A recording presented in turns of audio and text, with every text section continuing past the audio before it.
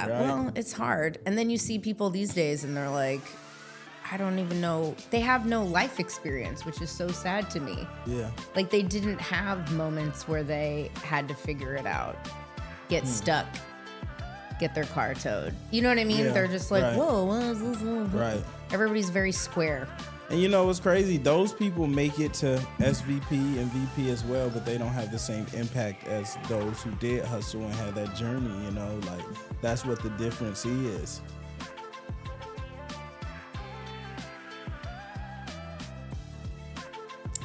I also just think it's true. And I also think they don't sit around and appreciate it. Like I said to somebody the other day, I'm like, the job you have, I would have killed for, you know, back in the day. But also it was cool. We got to do, I've been very lucky. I also said yes, always. I always said yes. So I've gotten to do really cool things in my, you know what I mean? I was curious. I wanted to, you know, I always just said yes, yes, yes, yes, yes. And so, and sometimes that was bad, but overall it was pretty good. Damn. Like, they're like, can you bend over and spread them? No, hell, like, come nah, on. I'm kidding. Get out I'm of here. kidding. No, but it was like weird. It was like weird things. It was like, are you down to go film this thing like in Texas and like, you know, and whatever. And then I would like get to meet at the time, like one of my favorite artists, or like I ended up producing over 100 episodes of a show called 5 Minutes to Stage, where I literally would record mini documentaries and interview artists from all music genres. I feel like I've seen some of those. I'm sure Are you they have. on YouTube? Yeah. Yeah, I've seen those. And then they go, and because we had to cut the music so that we wouldn't get sued and I wouldn't have to deal with the legal team of licensing. But I got to do everyone. Wiz, I mean, the list goes on. Sam Smith before he popped off. Wow. 100 episodes. And I mean, I even went to Vegas in 110 degree weather to this crazy, like, this was scary. It was a Lamb of God. Do you know what that is? Yeah, same. It's like crazy, very scary white people, like Screamo, very famous people. But that was cool. Not my people, not my music. New but experience. Very cool. And I mean, the list goes on. I got to film them in Aspen. I got to film them in Austin, Chicago, New York. We did one with R. Kelly. That was super weird. Like shit, you know what I mean? Like I got to do cool shit. So that's why. Look at that. There you go. And now, what do you do in your current role?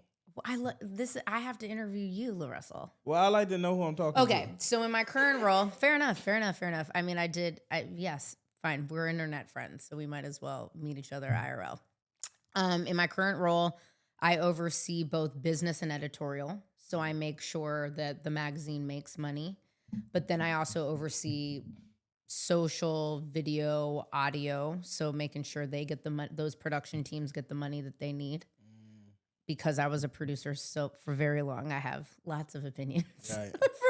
I try to stay out of it, but from the creative side. But then I oversee a team that works with, you know, all the fashion houses. So Louis Vuitton, Brunello Cucinelli, all the automotive, Lexus, like Mercedes, you name it. Damn.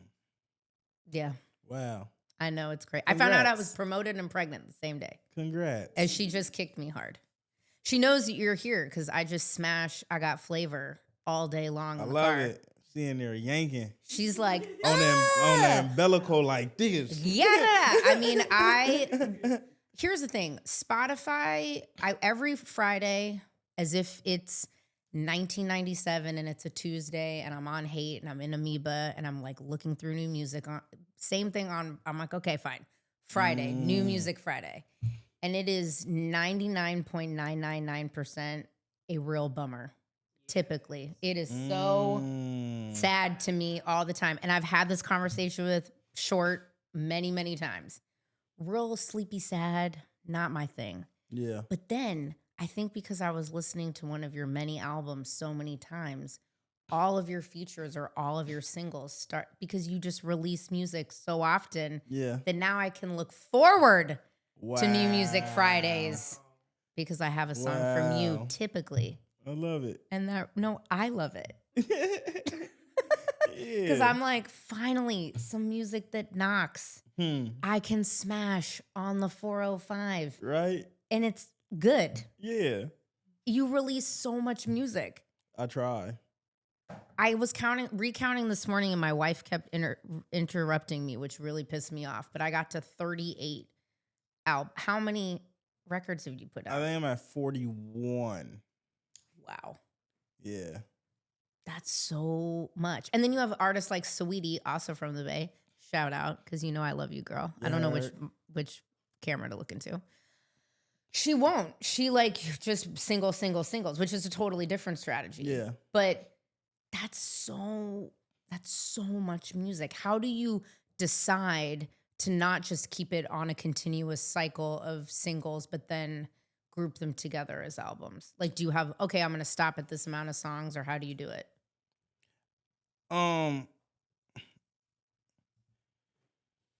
Early on, like what started the wave of me kind of like album is I just hit like a creative spurt one time, and I was just making so much, and I didn't want to like sit on it. I was so excited. I'm like, I make it and I put it out. And then as it kind of progressed, just it never ended. Like in 2021, I released 6 albums from August to December, and just those few months, and it started something in me where I was just like, I don't have to wait on nobody.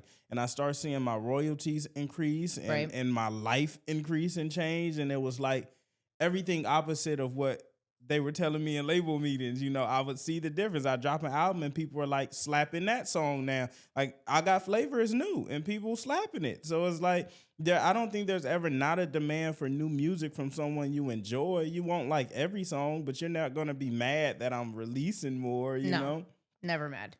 Well, and I bring up Short because I've known him since maybe you were just born, for most of my adult life, if not in my teenage life. And he very famously was very angry with Jive when he had signed at the time, because they didn't believe in Blow the Whistle or Shake That Monkey. Like, they didn't believe in it. Jive was like, nah, we don't get it. We don't believe in it. And then obviously those 2 songs are so iconic. And he said, I will never, ever, ever, ever, ever go back to a major label again. And that's very Bay Area. And you know, it's crazy. When I was a kid, a line that sticks in my head that just popped in my head now. When I was a kid, my mom used to play Getting It. And in the beginning of Getting It, he say, album number 15. Y'all can't fuck with that. And that was all the way back then. He was on album number 15, you know? Yep. So that's like the spirit of the Bay in general. Like, we flood. Yeah.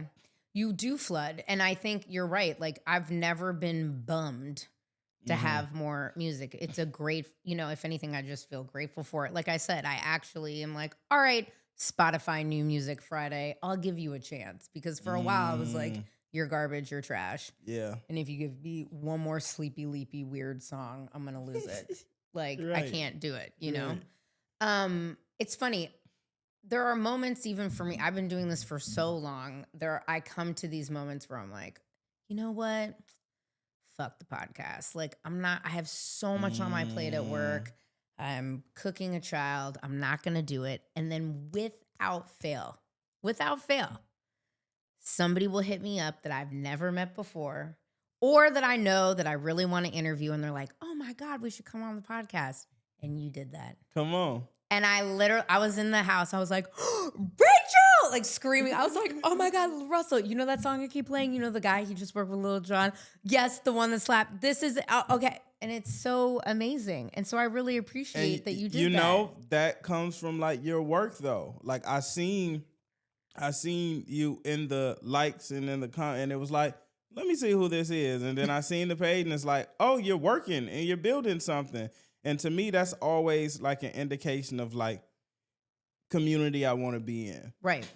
Well, and you talk a lot about community and you've done things really different. I'm very jealous of all the people in proximity to your backyard. I'm like, damn, do I need to roll up there? I'm not really supposed to fly anymore, but I'm going to come up. That's like my dream, a backyard concert. And I mean, after Bobby put you on Tiny Desk, which we'll get to in a second, because that was so tight. Yeah. I died. I gasped. I feel maybe that's like as I'm getting older, I really do feel very auntie vibes where I'm like, yeah, oh God, like, yes, I get so excited. I love it. But the backyard concerts are amazing. The way that even what I've seen on YouTube, like how you basically have no stage a lot of times where you're just like in the crowd. Yeah, in the center. I built a stage in the center of the crowd. And you pull people up? But sometimes like when we're at venues, yeah, I'm just walking in the middle of the crowd with no stage too. But yeah, we pull people on stage and let them rap and perform and dance. And it's really like it's really what you would imagine a backyard party to be. Which I love, which actually speaking of acting like a boomer auntie, you want to throwback real quick? What you got? Somebody pulling people on stage. Surprises? I thought about this today. The year was 2010. And there I was. I think I was doing a feature for Thrasher magazine. And I was taking pictures, and it was Warren G and Mac Mall on Clement Street in the Richmond. And look at this. These fools I was on the stage, and he handed me the mic to sing Wide Open. Shout out to anybody from the Bay. Do you die? You should swipe through. And they're all like, I mean, I think he was pretty gurped out. I'm not going to lie, because we talked later. You really got the mic too. Yeah, no, I was like, I sang the whole shit. I sang the hook. I sang the verse. I sang the whole thing. Wow. And it was so funny. Isn't that crazy? It was really like, look how young I am. I look like a child. Who has a half up, half hair down? Like, my hair is so embarrassing in this. I will put this up on the internet. But it was so amazing. Like, everybody was there, and we were all on the stage. And I was singing the hook, and he like looked over at me, and he just like handed me the mic, and I sang. And it was such an amazing, and I had been performing at that point, which is why I was there in the first place, also working for Thrasher. But it was like such a huge moment for me. So it's amazing how you give so many people that moment, like to sing with your favorite rapper. People will never forget that. That's a once in a lifetime thing, right? And we give those every show. Every show. Every show. Never is it pre-planned, or is it in the moment? Never. I'm really like, my show goes completely based off the audience. Like, we don't have sets or nothing. I just go out there. Sometimes I don't even tell the band when I'm going out. I just grab the mic and start talking. And it just kind of leads into whatever the audience do. Sometimes they'll shout out song suggestions, and I've raced kids in the middle of my set. Like, it completely depends on the audience. That's what makes the show so unique. Well, and you have such an incredible band. I mean, going back to Tiny Desk, like, you guys crushed so hard. Yeah. There's just, everybody was so on it. Like, it was so amazing to watch, because I think a lot of times folks will go on Tiny Desk and they haven't, some people I've talked to have never really performed with a live band before, or they're really not used to it. But you guys were just so, like, your whole band was in the pocket the whole time. And it was so amazing that, because you guys are so in sync with each other, you had to have had a set list for Tiny Desk, though. Yeah, we did. We did have a set for Tiny Desk, because they only allowed us so much time, and we have so many songs we love. Well, that's so the thing. We had to narrow that one. Well, and you have, 41 albums worth of music. Yeah. If you're not prepping your band, they're working real hard. But even like all these shows, like I said, it's a full band and a choir, and we don't have a set, and it still feels and sounds like that. There is like a different level when we all sit and like, these are the songs, but it's still like, people come to our shows and are like, it was a life-changing show, and it's just us practicing, really. I also love that your shows seem very pregnant person, tired, I have to wake up at 6 o'clock in the morning friendly. What's that all about? Because I be pregnant person, tired. I have to wake up at 6 in the morning. I don't know about that. I love you. I really do. And I hope we remain friends. But this is a different kind of tired that I did not expect. I feel it. But, I work just as hard as every pregnant person I've met. Fair enough. I'll let you have that. I won't. I'll let you have it. It's all right. No, it's really that. Like, when you live this life and you hustle how I hustle, is like being out at 10 p.m., 11 p.m., performing performing, and it's just not. I stopped a while ago. Like now, if I do night things, I'm charging a lot of money to do it. Okay. And sometimes I'm turning down a lot of money to do it because it's just not worth it for me. Like I don't want to be out. I'm an adult. I love this for you. It doesn't fit. And I've noticed with the shows, when we do early shows, grandmothers can come, mothers, children, great grandmothers, like Right. the entire family comes out. Sometimes we see 4 or 5 generations of one family at a show. Once you get to 8 p.m., granny's staying in the house, the kids staying in the house. So it's a different atmosphere. Like the type of people that's out at 10 p.m. for a show differs from the type of people that's out at 1 p.m. This for is a show. very true. Well, and I think about, God, growing up in the city. I mean, we were sneaking into shows at the Fillmore Maritime Hall, RIP, one of my favorite venues of all time. Like I was sneaking into like Wu-Tang shows, crazy shit. I mean, we also didn't have cell phones and we lied about where Different we were. era, yeah. It was a different era. It was very free. Yeah. But we were up to some no good, like really for real no good. Yeah, and the environment allowed it. Like, you got kids drinking alcohol in the venue. Oh my God, of and course. it allowed it. You can't come to a LaRussell show and that occurs. It's like adults here who care and who's like, nah, that's not what we own. You feel me? So it's cultivating a different environment because a lot of people want to go to concerts or see one of their favorite artists, but they don't want to deal with all that comes with seeing them at 9 p.m. in that environment. I mean, listen, I spent a lot of money to go see Lauryn Hill. Me too. Like way too much money. And these old people, I'm talking like mature, at least in their 50s, were completely crossfaded, threw up on the floor, threw up all over my wife's brand new shoes. I'm sitting, it was it was crazy. The only thing that redeemed the entire show, because unfortunately Lauren had lost her voice, she was 3 hours late, was Nas.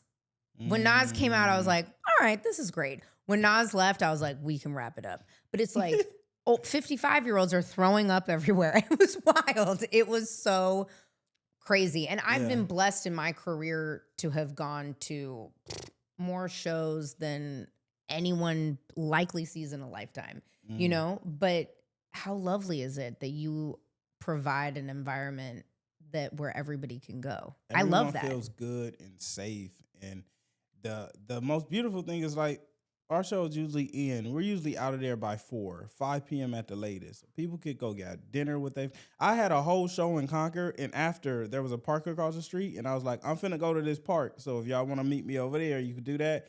We literally had tons of people at the park playing, racing, running, throwing footballs, frisbees after a show because we had that kind of time to do that. So it really changes. It helps cultivate the community in the way that we want to. Well, and like your music brings so much joy, I mean, it's so joyous. It's like real rap music. I just love it so much. I really do. I am such a fan. Gratitude. I know I'm being real lame, but it's just really fun. You can hear how much joy you're having and how much control you have. Like your skin, you have no bags under you look great. You're going to live till 110. Not 110. I don't want to live that long. I think we actually, this is controversial. I think we live too long, but that's a whole nother conversation for another time. I don't want to live that long. I don't have a long living lineage. Neither do I. My parents are really still holding on strong, though. My parents had me a lot older. I'm the youngest of 4. So my mom was 40 when she had me, just like I'm. 40? Yeah, but I'm 40. I'm 40. And you better have one. My first baby. Wow. Whoa. Can you believe it? Neither can I. See, I told you earlier. Yeah, it's fucking crazy. That's crazy. Crazy. My dad was like 50 when I was born. Wow. Those motherfuckers are still, I kept him really young. I was so bad though. But I turned out okay. Yeah. You're like, sure. Like I said earlier, it's either you're single or you're featured on so many amazing artists' music. Like really everyone. Pilo, Short, 40. I mean, Waves, who I love that song. Yeah. I love that song, by the way. Wiz, I mean, it just goes on and on and on. I can't list it all because I have Swiss cheese brain as a pregnant 40-year-old. John, who is next? I really want to make a song with Charlie Wilson. Yeah, that'd be really tight. I really love that for you. Yeah, that would make my life like we did a song with Montel Jordan. Oh, yes. And that really backyard barbecue. Yeah, yes. that was the like picture on the art. Right? I was like, I really fuck with this guy because I would it's make real. it. That was great. That was really great. I loved that. I was like, okay. Charlie Wilson's neck. That's who I'm aiming for. Him, Anthony Hamilton has been like, I want them. Wait, I went to so when I first moved here, I don't even know how I got into this fucking concert, but I was backstage at an Anthony Hamilton concert, and I am not fucking kidding you. The people that rolled through, Shaquille O'Neal, it was like crazy basketball legends. I think Scottie Pippen was there. The OG. No, I was like, okay, Anthony Hamilton, yes. See, for me, D'Angelo would really be one that would be amazing. Yep. I also know his band. You should do a song with D'Angelo. Yeah, that'd be crazy. I'm willing that for you. That would be tight. Yeah. I'm going to Erykah Badu on Friday. And I bought stupid adult person tickets, like box seats front row. What do you feel, speaking of this, I've been really like, so my whole journey, I've done my tickets like offer based, right? Okay. Like I've seldomly charged people. Like people have seen me witness a better concert than they've ever witnessed. For some people paid $5 to get in type stuff. Okay. You know, and I'm now at a point where I'm like, I really want to get what I'm worth. Like I want to charge for my experience. You should. What do you feel like an intimate experience with an artist is worth? Like, I mean, if you played an intimate show here in LA, I would pay a grip because I want to see you succeed. I know the value. I'm also, okay. I mean, I'm a different audience, right? Like, again, I've seen so many different kinds of shows, but I've also been blessed with not having to pay for some of the most special, you'll never get in. Like, I've been in Quincy Jones's living room and seen people perform. Like, I'm a lucky person, okay? But I would have paid whatever I could have afforded at the time, you know? So I feel like you just have to know what people can afford in that show. Economy is trash right now, as we all know. It's just getting worse.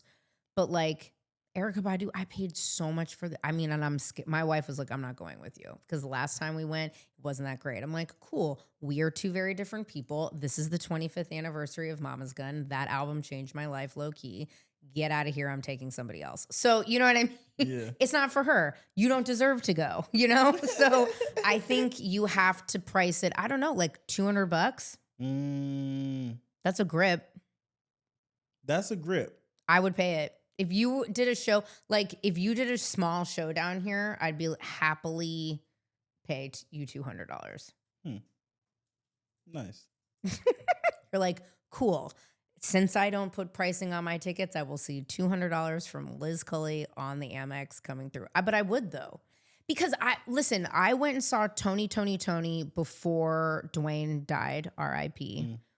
And it was the best show I have been to is at the YouTube Theater. They took our phones. Only white people there were me and Eddie Murphy's wife. That was a really, really funny joke, and nobody laughed in this room. You need a pause? Do you need me to say it again? Thank you, Joseph. That was hilarious, but it was true.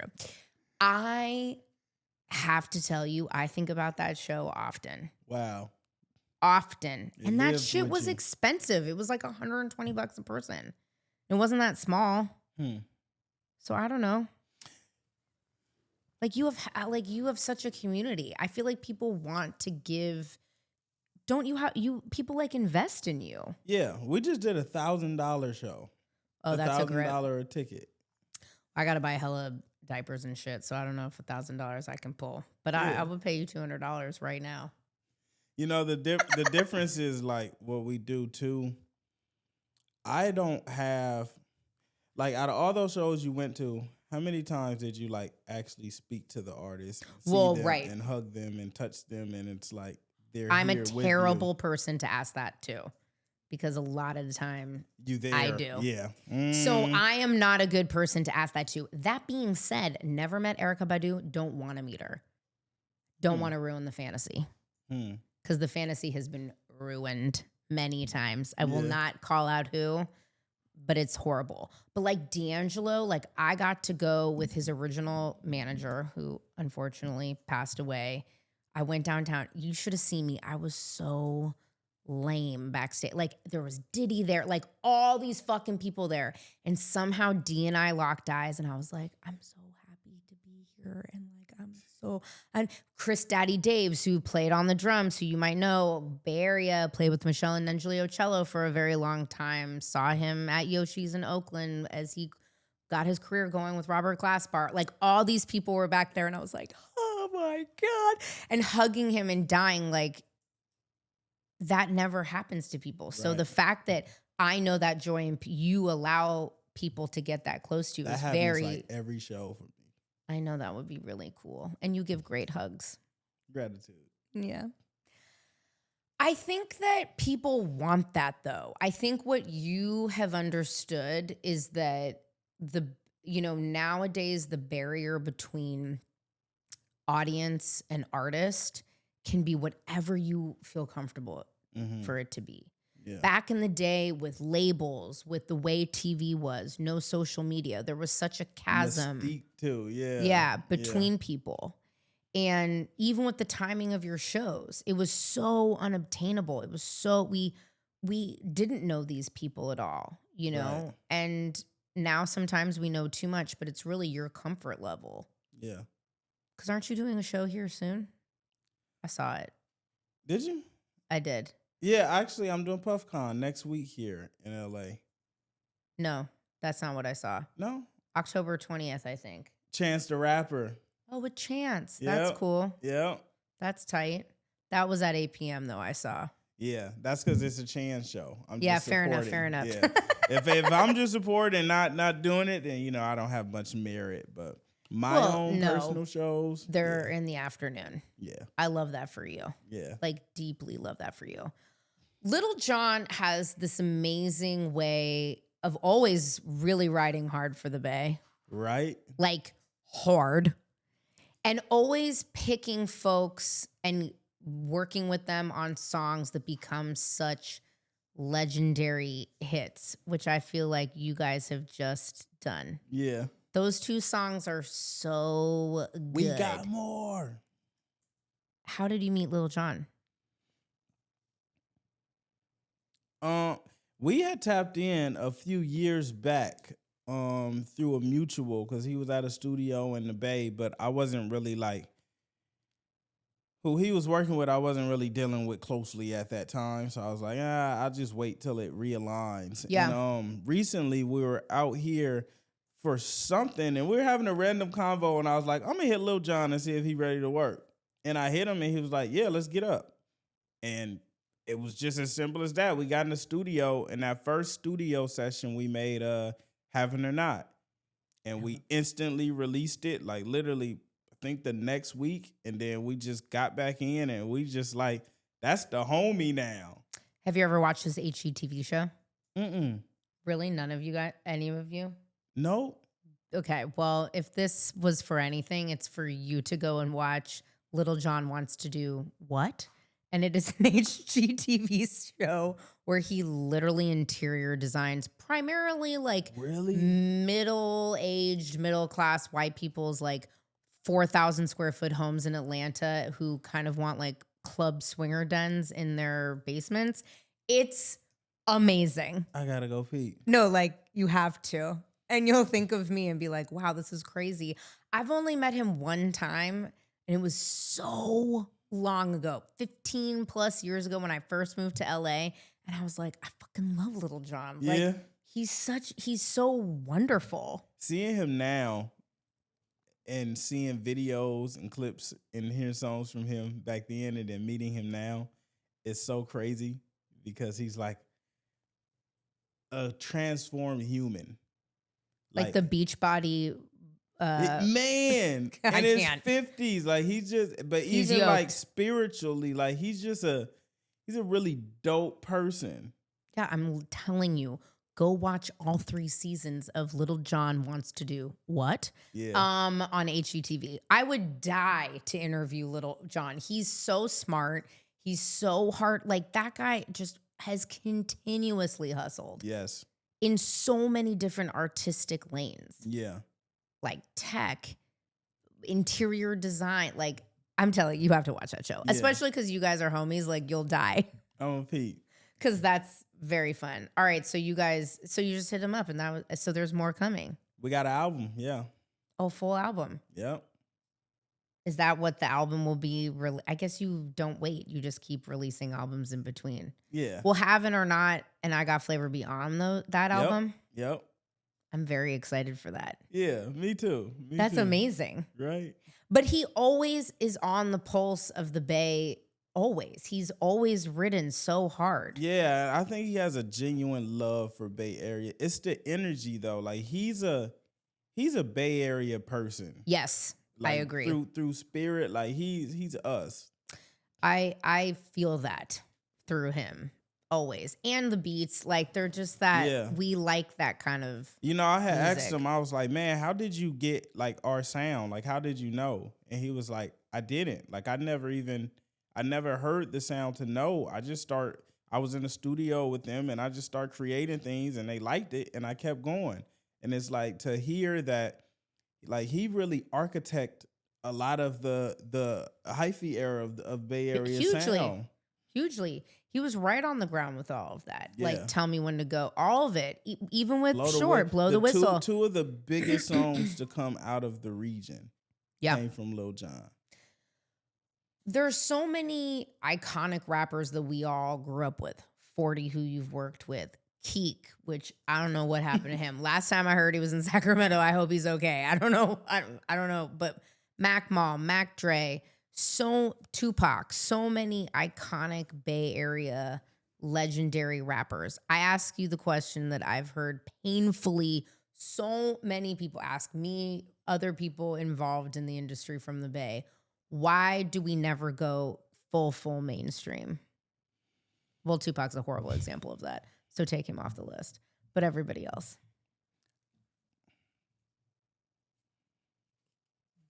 There's a few reasons. One reason is like the reason you can't put Tupac in that and Tupac was full mainstream came down to like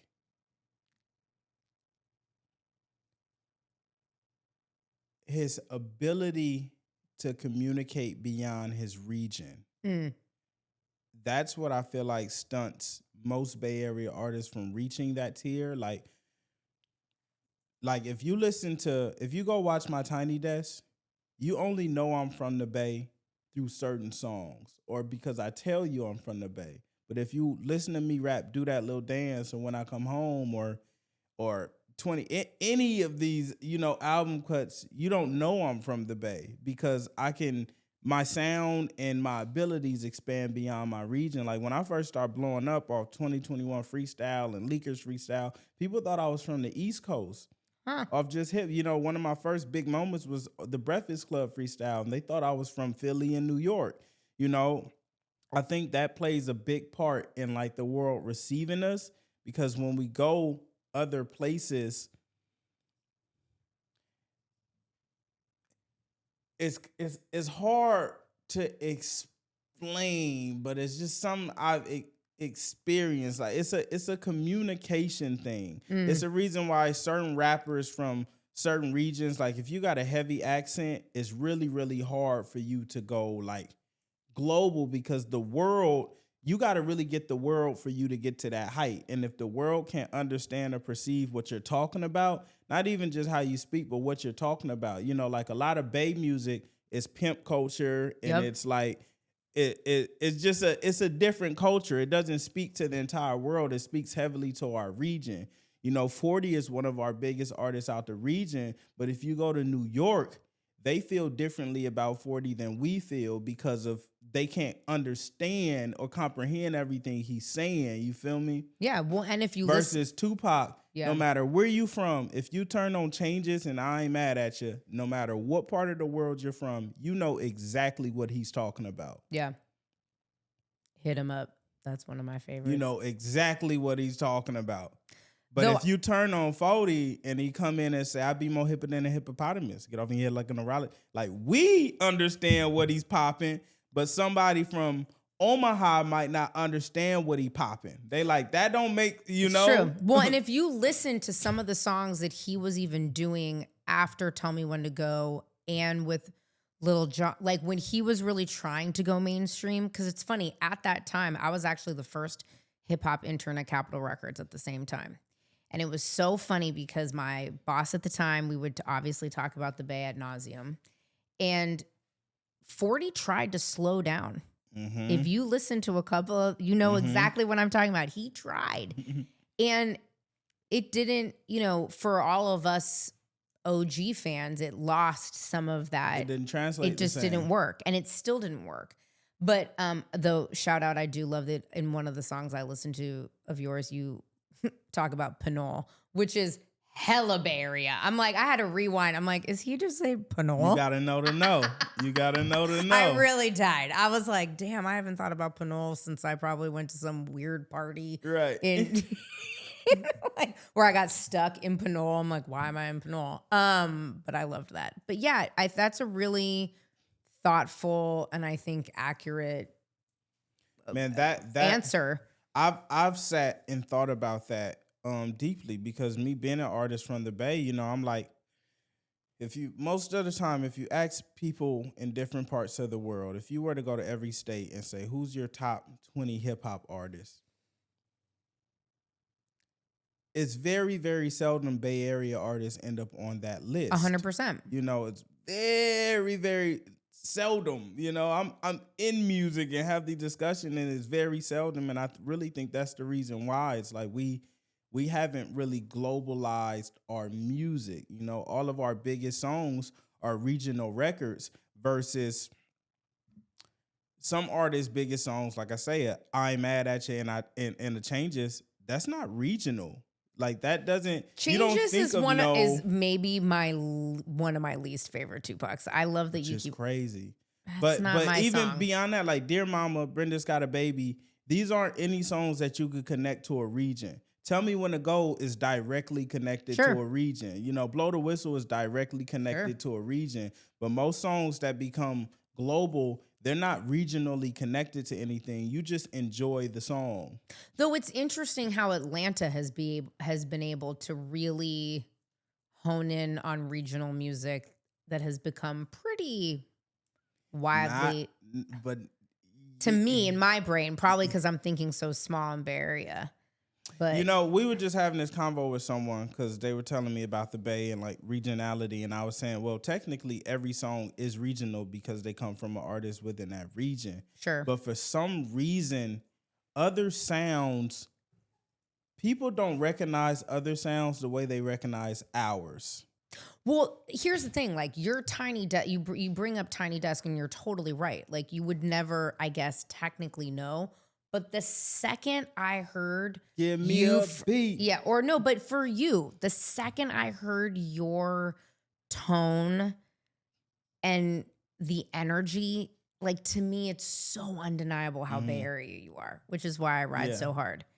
And even your Tiny Desk, like the way your musicians are, like, and again, like I had a band for years in the Bay. So I know, and I'm like, oh my God, I love it, Yep. Even, and I'm forgetting her name, but the young woman who just won the Tiny Desk concert. Ruby. Yes. Ruby Ibarra. So tight. I had no idea. And it like came up on my thing and I was like, she has to be from the Bay Area. Yeah. And she was. So when you know. Yeah.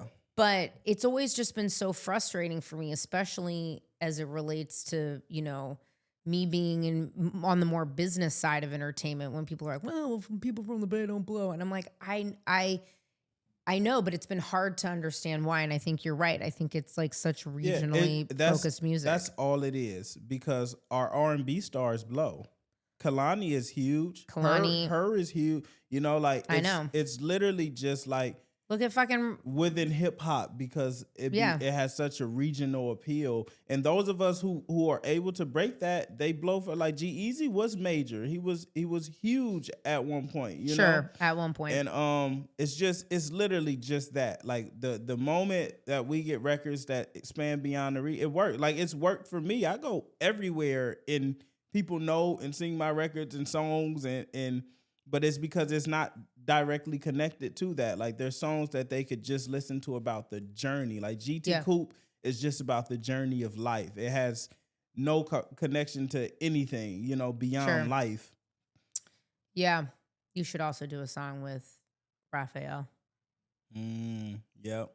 I really feel like that has to happen. Yeah. I'm going to put that out into the world. Yeah. Right now.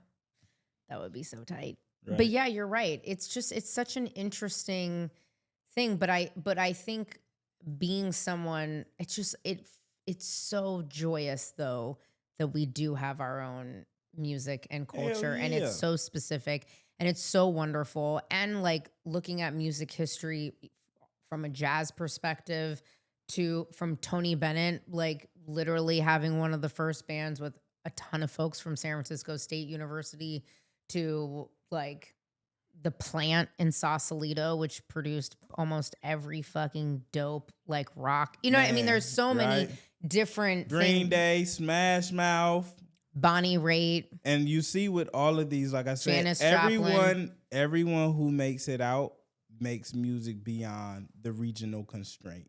Sure. The only ones who don't are the ones who can't break that. And even some of those they do, but it's to a certain degree. Yeah.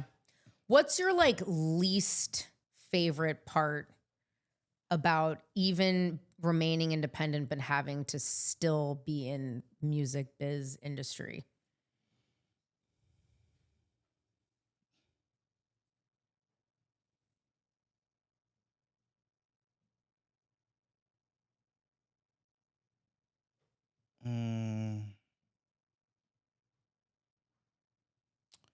Having to play the game sometimes. It's just hard to explain if you're not in it, but there's like within the industry, there's just like a system and a flow that you have to kind of abide by and go along with to get this look and to do this and to be a part. And, you know, we've been breaking some of these and getting these opportunities indie, but you still have to deal with the game of it all. Yeah. I hope that with even, and I'm not a fan, but I'm just not, it's not an artist that I have listened to a lot, but I recently saw a BBC interview with Halsey where she discussed how horrible it's been for her and that's somebody who smashed records, huge, crazy numbers, out of control, and the pressure from major labels for her to continuously hit those numbers, even after a child, like just, I mean, crazy, crazy, crazy numbers. And how much she really, quite frankly, I mean, I'm going to use words, but she hates being on a major label. Like the system with social media, I mean, you know, I worked at that's like where I started my career, right? Like MySpace, which is so insane. That's why I was able to work with every artist on the planet because we were giving them a platform at the time to reach people in different ways, like, or get major label like Adele, like you name it, you know, we worked with them. But it's so crazy now. I'm like, damn, we still are dealing with the shackles of major label. You know, it's because artists forget that it's a business. Sure. Which we're guilty for because labels are Coca-Cola. The day that Sprite stops selling, guess who gonna stop making Sprite? Coca-Cola. Right. You feel me? That's how the labels are. The day the product that we invested in is not selling the way we want it, we're going to ask you to make a different product. And as artists, we're so attached to our art that we think we can go into this big machine that makes Sprite and Coca-Cola all the time and be like, well, I don't want to make that. And it's like, well, you shouldn't come here because that's what they do here. And that's something I had to learn. Like, Yeah. that's their business and their infrastructure that they built. And if you don't want to play that game, you really have to build your own, because if the product's not selling how they want, and they have every right if they're invested in that product. If I'm the one that's putting up all the money to produce Sprite and create it, they're going to do that. You know, it's just it's a sucky situation to be in. That's why I don't think you should go major unless you're like, I'm willing to play this game because I want the result of playing that game. But if you're not there and you're just like, oh, I want to make music and make my dreams come true, you're going to have a tough time doing it there. You know, it's like you may be able to do that, but in the ultimate scheme of it, it's Coca-Cola. Universal is Coca-Cola. They're not like some company who cares about the music so much and the people. They care about the product, the SKU. In all corporate jobs, you know, and especially in entertainment. And that really as we've seen in film and TV, just getting decimated in the last. I know it's not right.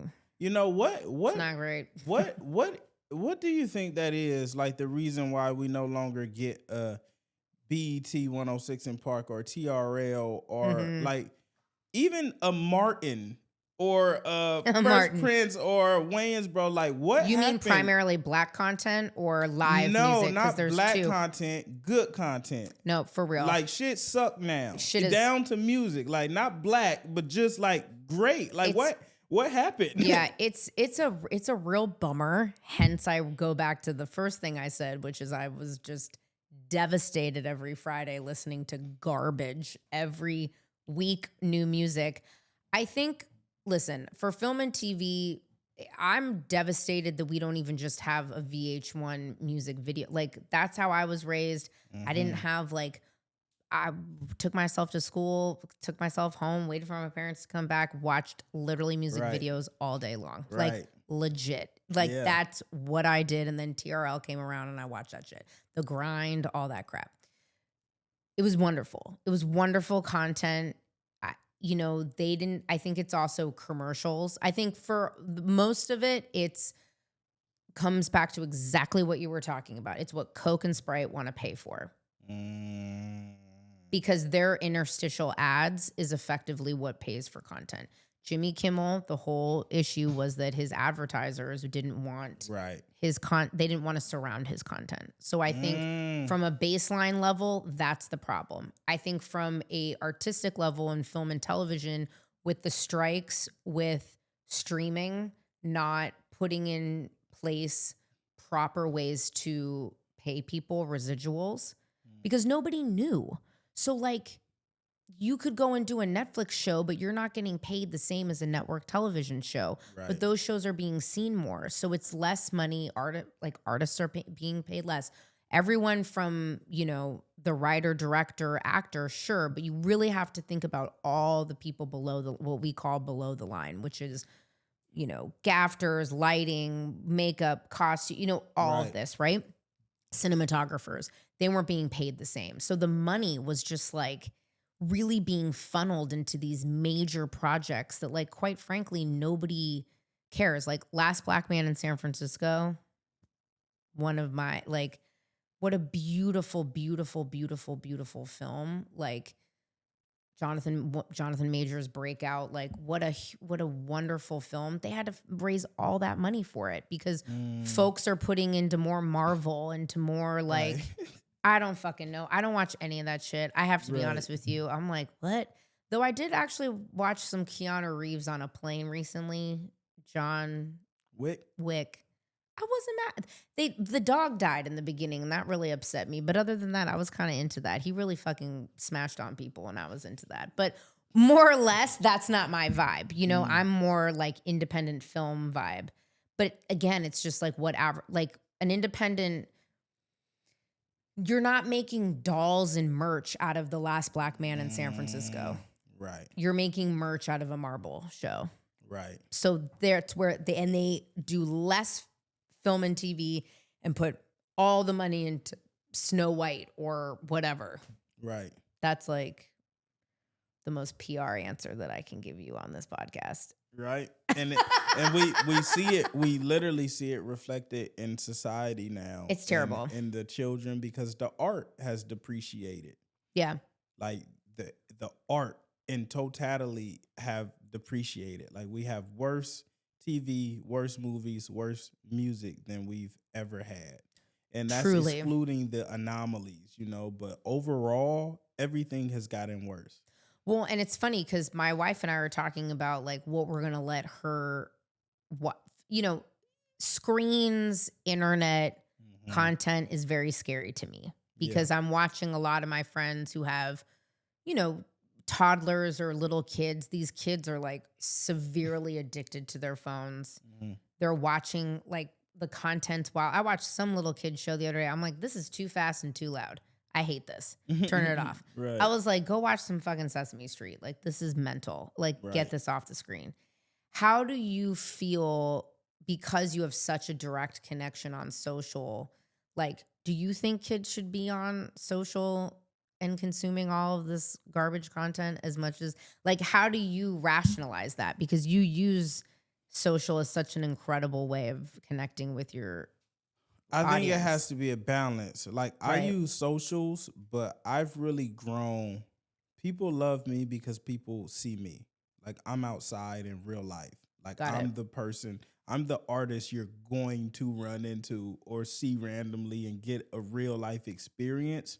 And I think kids need to be outside getting real life experience. But, I was a kid, like when YouTube finally came of it, I was on YouTube, So it's like, I think all applies because there's knowledge and there's positivity to be gained everywhere, but you really have to, it's tough now because the access is broader than it's ever been. So what they're consuming matters more than how they're consuming it, now. But it's like you have to have balance. A lot of these kids can't communicate or speak, or they're socially awkward now. And not just the kids, even some of the adults, because they don't have to no more. Like you could live through a phone entirely. Like you have someone who's like on a dating app messaging people, but in person they can't speak to them. Like it's altered society in a way where people don't know how to be human no more. Yeah. It's devastating, actually. Okay, last question, because you're a busy man and you have a whole slew of amazing people here, and I can't imagine what your schedule is today. The highest compliment I get is when people here in LA are like, oh, you're from the East Coast? I'm like, nah, I'm from the Bay. And they're like, oh, that makes sense. That explains it. What does that mean? Why do you, tell me what a Bay Area person is and why people would say to somebody like you, like me, like everybody in this room, that explains it. What is a Bay Area person? What is the vibe of a Bay Area person? I think it's the vibration that exists within like all of us Bay Area kids that had like a true Bay Area upbringing. From the blacks to the Asians to the whites to the Mexicans. If you turn on Thizzle Dance, you're going to see a We Are the World function amongst humans. It's like, it's that. It's why when you see videos of Marshawn, you smile, you like, man, it's like, it's a certain level that we vibrate at that it's contagious. It's hard to be around a Bay Area person and not enjoy yourself. Like it's true. It's a contagion, and I feel like each region has their own form of contagion, but the Bay is more upbeat. It's like the music. It's like it's upbeat. It got bounce. Like we're full of just like hustle and energy and wit and joy, and it's just sauce. You hear me? I really do. That was perfect. Thank you for coming on Cool. This of really, course. I needed this selfishly, and this was amazing. So Thank you. Gratitude, mutual.